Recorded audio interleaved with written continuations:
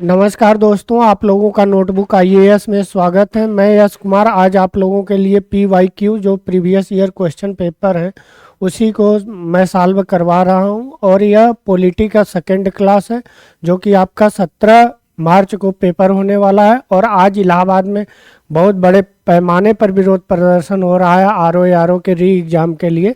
आप लोग ज़्यादा से ज़्यादा संख्या में इकट्ठित होइए और उस आंदोलन में आप सहभागी बनिए, क्योंकि आप लोग जानते हैं कि यह सत्य है कि पेपर वायरल हुआ था और पेपर परीक्षा होने से पहले ही लोगों के यहाँ पेपर पहुँच गया था। तो ऐसा ना हो कि आप जिसके लिए तैयारी कर रहे हैं उसी के लिए आप दूर हो जाएं। इसलिए आप लोग ज़्यादा से ज़्यादा संख्या में वहाँ इकट्ठा होइए और विरोध प्रदर्शन में आप लोग सम्मिलित होइए। आइए हम लोग क्वेश्चन देख लेते हैं।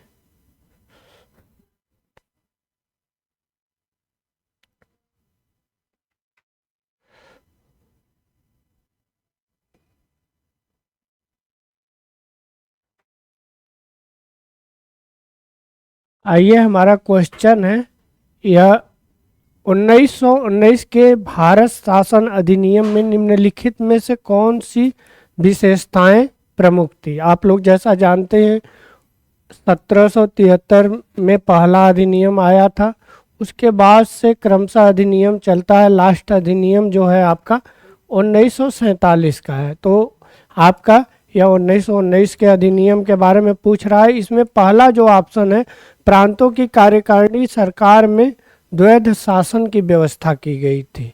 और दूसरा ऑप्शन आपका है, मुसलमानों के लिए पृथक सांप्रदायिक निर्वाचन मंडल की व्यवस्था की गई थी। और तीसरा ऑप्शन आपका है, केंद्र द्वारा प्रांतों की विधायी शक्ति हस्तांतरण। और यहाँ से आपका निम्नलिखित कूटों के आधार पर कौन सा कथन सत्य है, सही का जांच करना है। पहला आपका ऑप्शन है केवल ए, बी ऑप्शन है केवल 2 और 3, और सी ऑप्शन है 1 और 3, और डी ऑप्शन है 1, 2 और 3। तो इसमें जो आपका सही ऑप्शन है यह आपका ऑप्शन 1, 1 और 3 है, क्योंकि 1919 का अधिनियम जो था वह आपका प्रांतों में द्वैध शासन की व्यवस्था का किया गया था और केंद्र द्वारा प्रांतों की विधायी शक्ति का हस्तांतरण किया गया था। वहीं 1935 के अधिनियम को देखा जाए तो उसमें जो था आपका केंद्र में द्वैध शासन की व्यवस्था की गई थी। आइए हम लोग इसका व्याख्या देख लेते हैं। भारत शासन अधिनियम 1919 ब्रिटिश संसद द्वारा पारित किया गया था। आप लोग जानते ही हैं, वहाँ से कानून बनता था और यहाँ पर इम्प्लीमेंट किया जाता था। इसका उद्देश्य था भारतीय शासन में भारतीयों की भागीदारी को बढ़ाना। इस अधिनियम को भारत के सचिव एडविन मॉन्टेग्यू और वायसराय जो उस समय थे चेम्सफोर्ड, लॉर्ड चेम्सफोर्ड की कार्यकाल में पारित किया गया था। इसीलिए इसे मॉन्टेग्यू चेम्सफोर्ड अधिनियम भी कहा जाता है। इसको भी आप लोग ध्यान दीजिएगा। इस अधिनियम के द्वारा राज्यों में द्वैध शासन की व्यवस्था की गई थी, जिसके तहत प्रत्येक राज्य में प्रशासनिक विषयों द्वारा 2 श्रेणियों में बांटा गया था। पहला जो था आपका, पहला जो अ था वह आरक्षित था, और ब जो था आपका मतलब कि बी वह हस्तांतरित विषय थे। इसमें प्रांतीय गवर्नर और उसकी कार्यकारी परिषद के तहत रखे गए थे, जबकि हस्तांतरित विषय वे विषय थे जिसमें उत्तरदायित्व प्रांतों की विधायी के प्रति उत्तरदायी मंत्रियों को सौंपा गया था। और साथ ही केंद्र और प्रांतों के मध्य शक्तियों का बंटवारा संघीय एवं प्रांतीय विषयों के रूप में किया गया था। जैसे आप लोग इस समय देखते होंगे 3 शेड्यूल है आपका, एक संघ सूची है, दूसरा राज्य सूची है, तीसरा समवर्ती सूची। उसी तरह के था। जहाँ तक मुसलमानों के पृथक निर्वाचन मंडल की व्यवस्था की बात की जाए तो यह प्रावधान 1919 के अधिनियम के तहत किया गया था। 1919 के अधिनियम के तहत यह व्यवस्था न जारी रही, और यह आपका इसे बढ़ाकर सिखों, यूरोपियन और भारतीय ईसाइयों एवं एंग्लो इंडियन के लिए भी विस्तारित किया गया था। मतलब जहां 1919 के अधिनियम में आपका था कि मुसलमानों के लिए पृथक मंडल की व्यवस्था की गई थी, वहीं 1919 के अधिनियम में आपका इसको बढ़ाकर आपका सिख, ईसाई और यूरोपी जो थे और एंग्लो इंडियन, इनके तक इसकी दायरा बढ़ा दी गई थी। इनके लिए पृथक निर्वाचन मंडल की बात की गई थी। आइए हम लोग अगला क्वेश्चन देख लेते हैं। निम्नलिखित में से किसने ब्रिटिश भारत में प्रांतीय स्वायत्तता की शुरुआत की थी?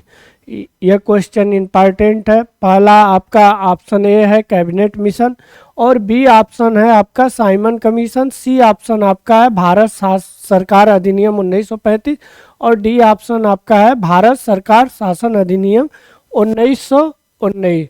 तो आपका प्रांतीय जो अभी हम लोग क्वेश्चन पढ़े हैं उसके अनुसार अगर देखा जाए तो आपका डी ऑप्शन जो है वह सही है, क्योंकि इसमें प्रांतों के लिए स्वायत्तता की बात की गई थी, यानी ड्वेल जो शासन था उसका प्रावधान किया गया था। आइए हम लोग इसके व्याख्या देख लेते हैं। ब्रिटिश भारत में प्रांतीय स्वायत्तता की शुरुआत प्रारंभिक रूप से 1919 के अधिनियम में हुई थी, और जिसे 1935 के अधिनियम में आपका विस्तारित और स्थापित किया गया था।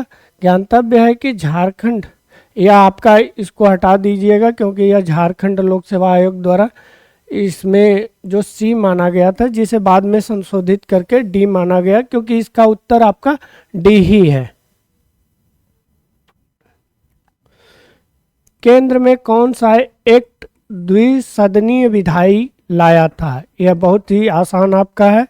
1961 का अधिनियम, 1917, 1919, 1915। तो जो आपका यहाँ पर उत्तर है, यह उत्तर आपका सी है। आइए हम लोग व्याख्या देख लेते हैं। भारत शासन अधिनियम 1919। 1919 भारत सरकार अधिनियम द्वारा केंद्र में द्विसदनीय विधान पालिका का स्थापना की गई थी। ऊपरी सदन को राज्य परिषद, और अवधि इसकी प्रथम बैठक से 5 वर्ष का था।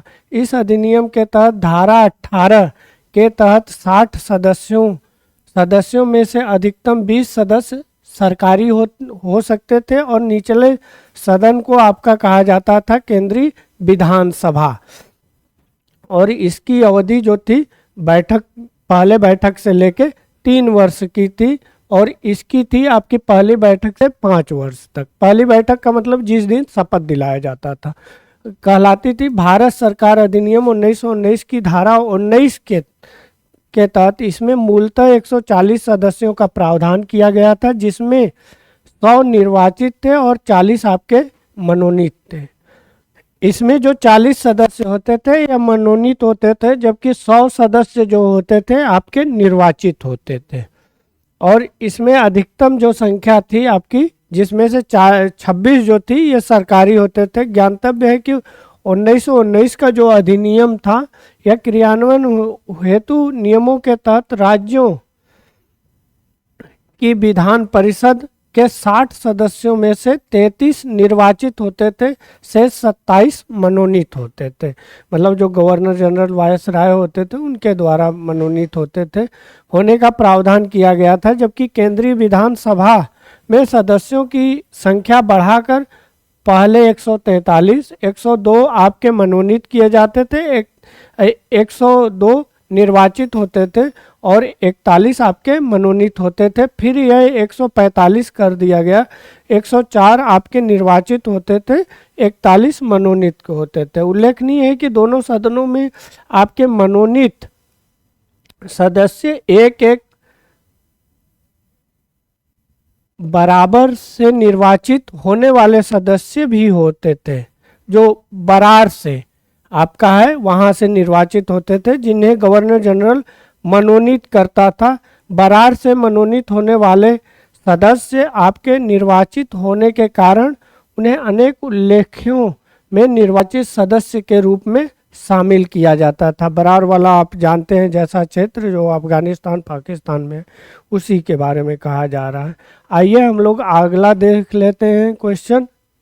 यह रिपीट हो गया है। निम्नलिखित कथनों पर विचार कीजिए। 1919 के मॉन्टेग्यू चेम्सफोर्ड सुधारों में 21 वर्ष से अधिक आयु की सभी महिलाओं के लिए मताधिकार की संस्तुति की गई थी। पहला आपका है। दूसरा आपका है 1935 के गवर्नमेंट ऑफ इंडिया एक्ट में विधान मंडल में महिलाओं के लिए आरक्षित स्थानों का प्रावधान किया गया था। इसमें पूछ रहा है सही कथन कौन सा है आबलिक है। तो इसमें पहला ऑप्शन आपका है केवल एक, बी ऑप्शन है केवल दो, सी ऑप्शन आपका है एक और दो दोनों, और डी ऑप्शन है न तो एक और न ही दो। तो यहाँ पर जो आपका सेकेंड ऑप्शन है यही आपका सही है, यानी कि बी उत्तर आपका ऑप्शन सही है, क्योंकि 1935 के अधिनियम के अनुसार विधानमंडल में महिलाओं के लिए जो आरक्षित स्थान आरक्षित का प्रावधान किया गया था। आइए हम लोग अगला क्वेश्चन देख लेते हैं। आइए हम लोग व्याख्या देख लेते हैं। मॉन्टेग्यू चेम्सफोर्ड सुधार के रूप में अभिहित भारत सरकार अधिनियम 1919 द्वारा महिलाओं को मताधिकार का प्रावधान किया गया था। यहाँ पर मत देने का अधिकार किया गया था, परंतु इसमें सीमित वर्गों की महिलाओं के लिए ही था, मतलब जो एक सीमित वर्ग की महिलाएं इसमें थी। सभी महिलाओं के लिए वयस्क मताधिकार नहीं था। इस बात को आप लोग ध्यान दीजिएगा 1919 के अधिनियम के अनुसार। इस प्रकार कथन एक आपका सही नहीं है। कहने का यह तात्पर्य है 1919 का जो अधिनियम था, इस अधिनियम के आधार पर अगर देखा जाए तो महिलाओं के लिए जो मताधिकार का दिया गया था, लेकिन वह लिमिटेड वर्ग के लिए दिया गया था। वहीं 1935 की अधिनियम के द्वारा सांप्रदायिक निर्वाचन प्रणाली का विस्तार करते हुए दलित महिलाओं, श्रमिकों के लिए पृथक निर्वाचन मंडल का प्रावधान करते हुए विधान मंडल में स्थान आरक्षित किए गए थे महिलाओं के लिए। यानी कि इसके आधार पर देखा जाए तो कथन दो सही है आपका। आइए हम लोग आगे देख लेते हैं। भारतीय सिविल सेवा के संदर्भ में निम्नलिखित कथनों में से कौन सा आबलिक से सही कथन है? पहला, भारत सरकार अधिनियम 1919 भारतीय सिविल सेवा के लिए एक अलग परीक्षा का प्रावधान किया गया था जो भारत में होनी थी। और दूसरा आपका ऑप्शन है भारतीय सिविल सेवा में 1941 भारतीयों का प्रतिशत यूरोपियों से अधिक था। नीचे दिए गए कथन में से सही उत्तर का चयन कीजिए। केवल एक, केवल दो, एक और दो दोनों, न तो एक और न ही दो। तो यहाँ पर जो आप ऑप्शन है, दोनों ऑप्शन सही है कि आपका एक और दो दोनों आपके कथन सही है, क्योंकि 1919 के अधिनियम के तहत भारत में परीक्षा का प्रावधान किया गया था। और 1941 में देखा जाए तो भारतीयों का प्रतिशत जो था वह यूरोपियों से ज़्यादा था सिविल सर्विसेज में। आइए हम लोग इसकी व्याख्या देख लेते हैं। भारत में आधुनिक मेरिट आधारित सिविल सेवा परीक्षा, जिसे ICS भी कहा जाता था, आप लोग जैसा जानते हैं आज़ादी से पहले इसे ICS के नाम से जाना जाता था, फिर इसका नाम बदलकर IAS कर दिया गया। वहीं आपका जो IPS वर्तमान समय में है, इनको उस समय IP इंडियन पुलिस कहा जाता था। 1948 में इसका नाम बदल के आपका IPS कर दिया गया था, इंडियन पुलिस सर्विसेज, और यह आपका है इंडियन सिविल सर्विसेज। यहाँ पर बदल के नाम हो गया है आपका इंडियन एडमिनिस्ट्रेटिव सर्विस, और दोनों अखिल भारतीय सेवाएं हैं। 1854 में लंदन में प्रारंभ किया गया था, यह पॉइंट आप लोग याद रखिएगा। स्थापना हुआ था 1855 में, इसे प्रतियोगी परीक्षा लंदन में आयोजित हुई थी। फिर बाद में भारतीयों द्वारा मांग के चलते आपका बावजूद भारत में न होकर इसे लंदन में होती रही। अंततः 1919 के अधिनियम के अनुरूप वर्ष 1922 में आईसीएस की परीक्षा भारत में आयोजित हुई। सबसे पहला जो आयोजन हुआ था इसका इलाहाबाद में हुआ था। आप लोग जैसा जानते हैं इलाहाबाद में सबसे ज़्यादा सिविल सर्विसेज बच्चे वहीं से चुने जाते थे। चूँकि वर्तमान समय में जब से पैटर्न बदला है, इलाहाबाद अपने आप को उस रूप में परिवर्तित नहीं कर पाया, और परिवर्तित न करने के चलते और इंग्लिश मीडियम का दबदबा होने के चलते आप लोग जैसा जानते हैं 65 से 70% इंजीनियरिंग बैकग्राउंड के बच्चे हो रहे हैं, जिनके लिए अलग फील्ड है, तब भी वही इस फील्ड में आ रहे हैं।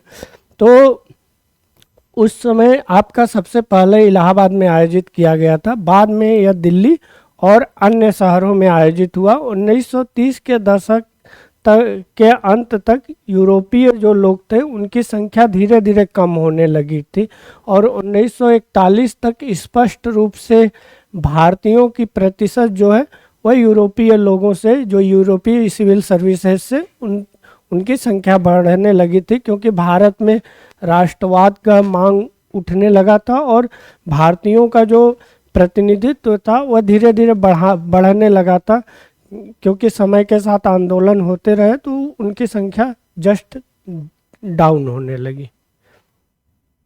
आइए हम लोग अगला प्रश्न देख लेते हैं। भारत शासन अधिनियम 1919 के अंतर्गत भारतीय विधायिका की अंतिम निर्वाचन किस वर्ष आयोजित किया गया था? यह आपका है, पहला ऑप्शन आपका ए है 1930, बी ऑप्शन है 1934, सी ऑप्शन आपका है 1945, डी ऑप्शन है 1947। तो आपका ऑप्शन जो ए है यही, आपका सी जो ऑप्शन है यही सही है, 1945। आइए हम लोग अगला देख लेते हैं, इसके बारे में व्याख्या देख लेते हैं। भारत शासन अधिनियम 1919 के अंतर्गत भारतीय विधायिका में जो केंद्रीय विधानसभा कहा जाता था उसका अंतिम निर्वाचन जो था 1945 था, आप लोग जैसे जानते हैं। उसके बाद 1947 में अधिनियम आता है, तो अधिनियम के बाद संविधान बनने लगता है और संविधान के अनुसार आगे निर्वाचन किया जाता है अंतरिम सरकार के बाद। आइए हम लोग अगला क्वेश्चन देख लेते हैं। राष्ट्रपति की अध्यादेश के निर्गत करने की शक्ति प्रेरित किस अधिनियम के तहत पहली बार की गई थी? आपका है भारत सरकार अधिनियम 1919, भारत सरकार अधिनियम 1935 और आपका है भारत सरकार अधिनियम 1919, भारत सरकार अधिनियम 1947। तो इसमें जो आपका ऑप्शन बी है भारत सरकार अधिनियम 1935, यहीं से अध्यादेश निर्गमन करने की स्पष्ट रूप से व्याख्या की गई है। उस तरह आप लोग देखेंगे भारत शासन अधिनियम 1861, उसमें भी ऐसा प्रावधान अध्यादेश को लेकर किया गया था। आइए हम लोग व्याख्या देख लेते हैं। यद्यपि ब्रिटिश गवर्नर जनरल ने 1861 में भारत परिषद अधिनियम से ही विधान परिषद की अनुमति के बिना जब भी जो कोई अध्यादेश जारी होता है, जैसे आप लोग जानते हैं उस समय जो लोकसभा होती है और राज्यसभा वह रन नहीं करती होती है, तो उसी समय अध्यादेश जारी किया जाता है। तो वहीं बिना अनुमति के अध्यादेश जारी करने की शक्ति प्राप्त की गई है। तथापि भारतीय संविधान में राष्ट्रपति को अध्यादेश निर्गत करने की शक्ति जो है वह आपके वर्तमान संविधान की बात की गई है, अनुच्छेद 123 के अंतर्गत किया गया है। भारत शासन अधिनियम 1935 की धारा 42 और धारा 43 से प्रेरित है। इसे काट दीजिएगा, ठीक ना। आइए हम लोग अगला क्वेश्चन देख लेते हैं। निम्नलिखित में से किस अधिनियम द्वारा संवैधानिक निरंकुशता का सिद्धांत प्रवृत्त किया गया है? पहला आपका ऑप्शन है 1919 का अधिनियम, भारतीय काउंसिल अधिनियम 1909 का आपका भारतीय काउंसिल अधिनियम, फिर उसके बाद बी है आपका 1919 का भारत सरकार अधिनियम, और फिर उसके बाद सी ऑप्शन आपका है 1935 भारत सरकार अधिनियम, और डी ऑप्शन है 1947 का भारत स्वतंत्रता अधिनियम। यह आपका ऑप्शन सी जो है यही सही है। इसी में आपका संवैधानिक निरंकुशता संविधान जो प्रवृत्ति थी वह किया गया था। आइए हम लोग और इसके बारे में आप लोग बतलाइए कि वहाँ के संसद से कब यह अधिनियम पास हुआ था। ब्रिटिश संवैधानिक निरंकुशता का सिद्धांत जो है वह भारत सरकार अधिनियम 1935 द्वारा प्रवृत्त किया गया था। यह अधिनियम ब्रिटिश संसद द्वारा पारित सर्वाधिक विस्तृत अधिनियम था, क्योंकि आप लोग जानते हैं वर्तमान में जो हमारा संविधान है यह संविधान का 2/3 भाग इसी के द्वारा लिया गया है, इसी 1935 के अधिनियम के द्वारा लिया गया है। साथ ही यह भारत के लिए संवैधानिक प्रस्तावों में सबसे जटिल दस्तावेज था। अधिनियम में भारत संघ की स्थापना, संघीय न्यायालय, केंद्र और राज्यों के मध्य शक्तियों का विभाजन आदि की व्यवस्था की गई थी।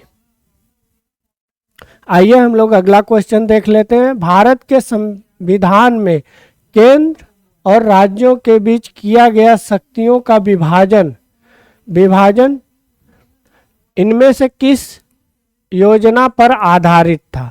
आपका अधिनियम दिया है सुधार मार्ले मिंटो 1919, मॉन्टेग्यू चेम्सफोर्ड अधिनियम 1919, फिर आपका है भारत सरकार अधिनियम 1935 और भारतीय स्वतंत्रता अधिनियम 1947। तो आपका यहाँ पर जो होगा सी ऑप्शन यह आपका सही होगा, क्योंकि यहाँ पर केंद्र और राज्य की शक्तियों का जो विभाजन का देखा जाए तो 1935 के अधिनियम में स्पष्ट प्रावधान किया गया है। आइए हम लोग व्याख्या देख लेते हैं। भारत के संविधान में केंद्र और राज्यों के बीच शक्तियों का बंटवारा जो किया गया था वो 1935 के अधिनियम में उल्लिखित है, और इस अधिनियम की 7वीं अनुसूची में संघ, राज्य और समवर्ती सूची, इस पर हमेशा 1-2 क्वेश्चन बना देता है। संघ, राज्य और समवर्ती सूची के विषयों पर विभाजित किया गया था।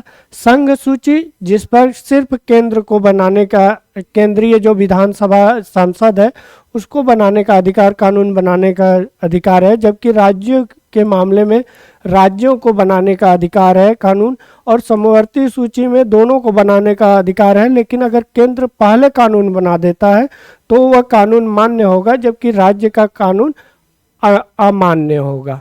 तो समाप्त कर केंद्र में द्वैध शासन लागू किया गया था 1935 के अधिनियम, और प्रांतीय स्वतंत्रता स्वायत्तता का सूत्रपात का संकेत था। इसमें एक अखिल भारतीय महासंघ की स्थापना, यह पॉइंट आप लोग नोट कर लीजिएगा, स्थापित करने का भी प्रावधान शामिल था। इस संघ के निर्माण के तत्कालीन ब्रिटिश भारत प्रांतों, चीफ कमिश्नर प्रांतों एवं देशी रियासतों से मिलकर होनी चाहिए थी, परंतु यह व्यवस्था लागू नहीं किया जा सका। 1935 के अधिनियम, भारत सरकार अधिनियम द्वारा स्थापित होने वाले संघ में अवशिष्ट शक्तियां गवर्नर जनरल के पास को प्रदान की गई थी। जैसा कि आप लोग वर्तमान समय में भी जानते हैं कि जो अपशिष्ट शक्तियां हैं वर्तमान समय में वह भी संघ के पास, केंद्र सरकार यानी कि राष्ट्रपति के पास मौजूद है, उसी के बारे में कहा गया। आइए हम लोग अगला देख लेते हैं। निम्न में से एक भारत सरकार अधिनियम 1935 की मुख्य विशेषता नहीं है, यह नहीं है पूछा है, तो आइए हम लोग देख लेते हैं। इस अधिनियम में अखिल भारतीय महासंघ का प्रावधान किया गया था। अपशिष्ट विषय प्रांतीय विधायिकाओं में आवंटित किए गए थे, और सी आपका ऑप्शन है प्रांतीय स्वायत्तता के सूत्रपात का संकेत था। इसमें प्रांतीय स्तर पर द्वैध शासन प्रणाली समाप्त कर केंद्र में लागू किया गया था। जो आपका यह बी ऑप्शन है यही आपका गलत है, और बकिया सब आपका सही है, क्योंकि अवशिष्ट शक्तियां जो थी वह प्रांतीय विधायिका को न देकर केंद्रीय विधायिका या केंद्र के पास यानी गवर्नर के पास चली गई थी, वायसराय जो होते थे। आइए हम लोग अगला प्रश्न देख लेते हैं। एक संघीय व्यवस्था केंद्र में द्वैध शासन लागू किया गया था किस अधिनियम के द्वारा? आपका 1909 के अधिनियम द्वारा, 1919 के अधिनियम द्वारा, और सी आपका ऑप्शन है 1935 के अधिनियम द्वारा, और डी आपका ऑप्शन है उपर्युक्त में से कोई नहीं। तो 1935 का जो अधिनियम था इसी के द्वारा आपका केंद्र में द्वैध शासन की व्यवस्था की गई थी, जबकि राज्यों में द्वैध शासन की व्यवस्था जो की गई थी वो 1935 के अधिनियम के द्वारा की गई थी।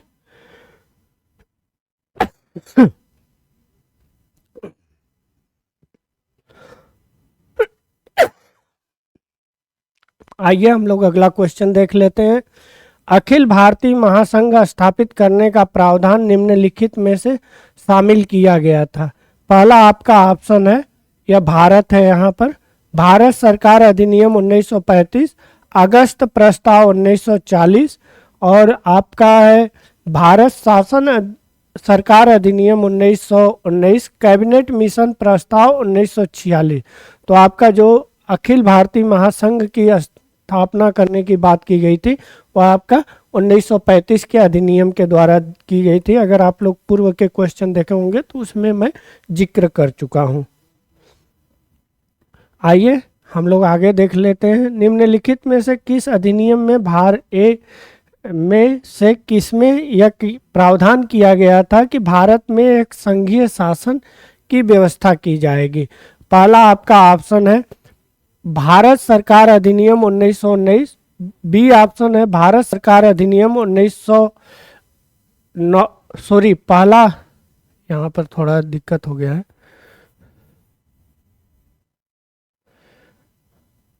पहला आपका ऑप्शन है भारत सरकार अधिनियम 1909, और बी ऑप्शन जो है आपका भारत सरकार अधिनियम 1919, और सी आपका ऑप्शन है भारत सरकार अधिनियम 1935, और डी आपका ऑप्शन है भारत स्वाधीनता अधिनियम 1947। तो आपका यहाँ पर जो सी ऑप्शन है यही आपका सही है। 1935 का जो अधिनियम था उसी में संघीय शासन की व्यवस्था का प्रावधान किया गया था। आइए हम लोग अगला देख लेते हैं। 1935 के अधिनियम के द्वारा स्थापित संघ के अवशेष शक्तियां किसको दी गई थी? यह मोस्ट इंपॉर्टेंट क्वेश्चन है, इसको आप लोग ध्यान दीजिएगा। संघीय विधान पालिका को, प्रांतीय विधान मंडल को, और सी आपका ऑप्शन है गवर्नर जनरल को और प्रांतीय गवर्नरों को।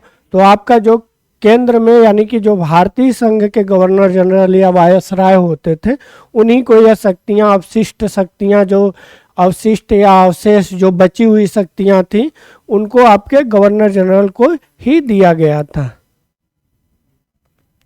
आइए अगला क्वेश्चन देख लेते हैं। निम्नांकित में से कौन सा भारत शासन अधिनियम 1935 स्वीकार किया हुआ महत्वपूर्ण एवं अस्थायी अवयव नहीं है? देश के लिए एक लिखित संविधान, विधानमंडल के लिए निर्वाचित और जवाबदेही प्रतिनिधि, एक संघ की योजना पर विचार, विधानमंडल के लिए सरकारी सदस्यों की समवाचित यानी नॉमिनेट जो होते थे किया जाना। तो इसमें जो आपका ए है आपका देश के लिए एक लिखित संविधान का इसमें प्रावधान नहीं था 1935 के अधिनियम में देखा जाए तो।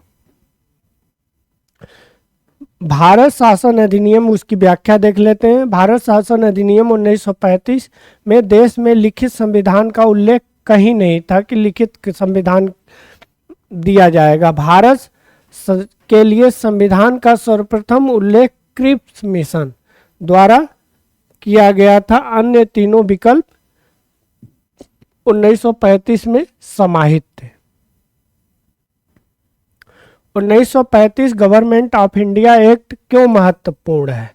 यह भारतीय संविधान का प्रमुख स्रोत है। इसके द्वारा भारत भारत को स्वतंत्रता मिली थी, और सी आपका ऑप्शन है, इसमें भारत विभाजित उल्लेख था, इसके द्वारा द्वारा रियासतों को समाप्त किया गया था।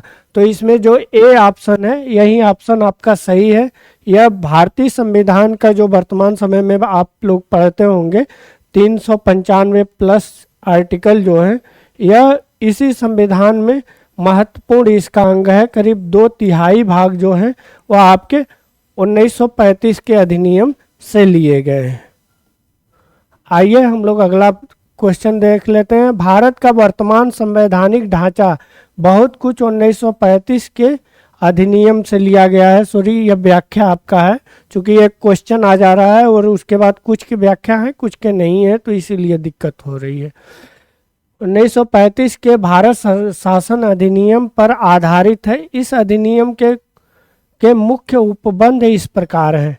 पहला जो उपबंध आपका है, संघात्मक सरकार की स्थापना करना, केंद्र में द्वैध शासन की स्थापना करना। सी जो आप तीसरा जो आपका है, प्रांतों में द्वैध शासन की स्थापना की स्वायत्ता, मतलब प्रांतों में जो द्वैध शासन की थी उसके आधार पर आपका स्वायत्ता के शासन की प्रावधान किया गया था, स्थापना की।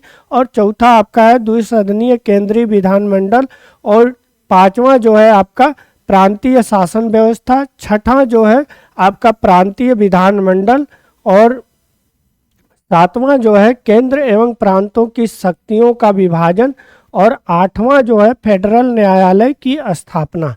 इसी के तहत आप लोग देखेंगे 1937 में सर्वोच्च न्यायालय की स्थापना की गई थी। और एक चीज़ और आप लोगों को बतला दें, यूपीएससी मेंस यानी कि आईएएस मेंस में 2-3 साल पर अक्सर यह प्रश्न इसको व्याख्या के रूप में 1935 के अधिनियम के बारे में पूछ देता है। आइए हम लोग अगला क्वेश्चन देख लेते हैं। निम्नलिखित अधिनियमों में से किस अधिनियम के फलस्वरूप बर्मा, जो आप लोग वर्तमान समय में नाम म्यांमार सुनते हैं, उसी का पूर्व नाम बर्मा था, भारत से अलग हुआ था?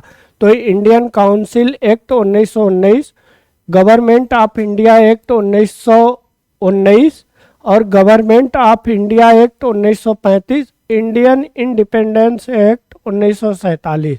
तो आपका जो बर्मा अलग हुआ था भारत से, यानी वर्तमान जो म्यांमार है, यह अलग हुआ था आपका 1935 के अधिनियम के तहत, और यह अलग हुआ था 1937 में।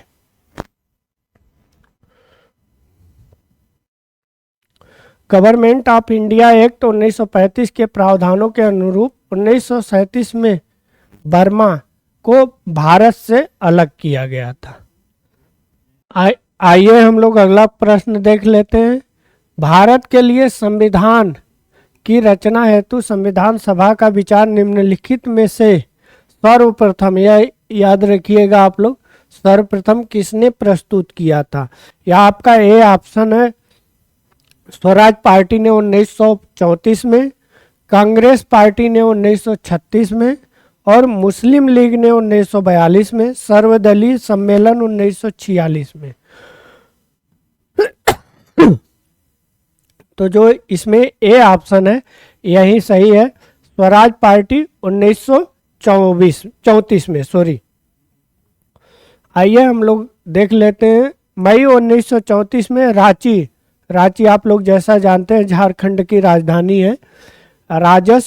स्वराज पार्टी ने आत्मनिर्णय के अधिकार पर मांग की और एक प्रस्ताव पारित किया, जिसके अनुसार यह कहा गया कि वयस्क मताधिकार के आधार पर निर्वाचित भारतीय प्रतिनिधियों के लिए एक संविधान सभा होनी चाहिए जो संविधान का निर्माण करेगी, और भारतीयों की ओर से संविधान सभा की मांग का यह प्रथम अवसर था। अगर वयस्क मताधिकार देखा जाए तो 1931 में पहली बार मांग किया गया था। आइए हम लोग अगला आइए हम लोग अपने नोटबुक आईएएस के बारे में बात कर लेते हैं।